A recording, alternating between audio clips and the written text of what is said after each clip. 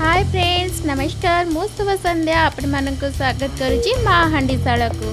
Friends आज आम बनाइबा चाउल गुंडरू प्रस्तुत गजा।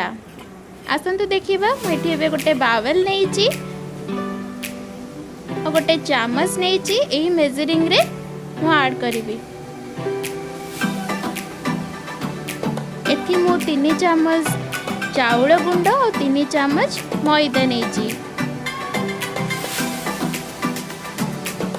2 चामच रिफाइन तेल नहीं तेल नहीं आम ताको एबे भलसे गोलई नेबा। हाथ साहाय्य ताको मु भलरे गोलई नेबी। एटी हाफ चामच कला जीरा नहीं भलरे गोलई नेबे। देखि पारुथिबे एटा मुंडा हबा धरिबा पर्यंत ताको गोलई नेबे। एबे मोर रेडी हो जाइची। मुझे गोटे कप पानी रखी पानी टी धीरे धीरे देई ताको चकटी नेबे। एबे मोर चकटेटी रेडी हो जाइची।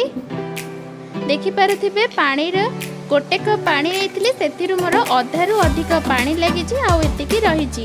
एबे मो बेलना काठी रे तेल एवं पेड़ी रे टिके तेल मारी देई गुळा आनी ताको रुटी बेली नेबी।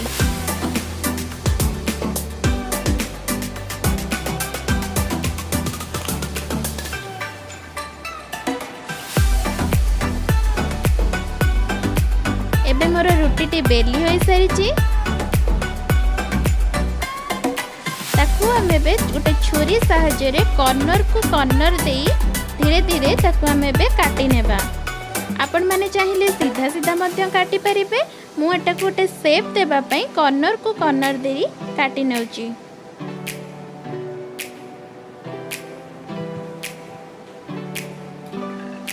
एको आम एबे गोटे प्लेट को काढी नेबा।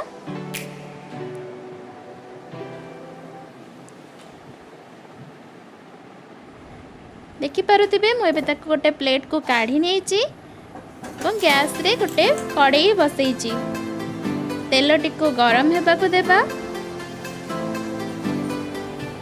तेलटी गरम हो सारी एतिरे मु 2 ड्रॉप लेंबू रस देउची जा द्वारा तेलटी बेसी हमर पी न थाए। एबे मु गजा गुडी को धीरे धीरे करी पकई नेबे। देखि पारुथिबे गजा गुड़िक किपरि फुलिकी ऊपर को उठी आसी। ताकू एपट सेपट करी ब्राउन हवा पर्यंत फ्राई करिबा।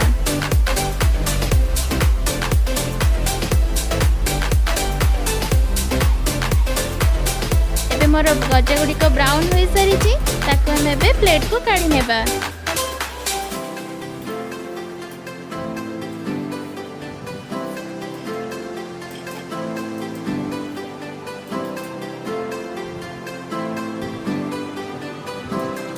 एथिरे हमें एबे चाट मसाला और ब्लैक सॉल्ट दे गोलई नेबा। फ्रेंड्स देखि पारुथिबे एबे मोर चाउल गुंडर गजाटी रेडी हो सारी। चा सहित एहाकु खाई वर्षा पागर मजा नियंतु। एहीपरि नुआ नुआ आइटम देखिबा पई चाहतिले मो चैनल को सब्सक्राइब करंतु। Thank you.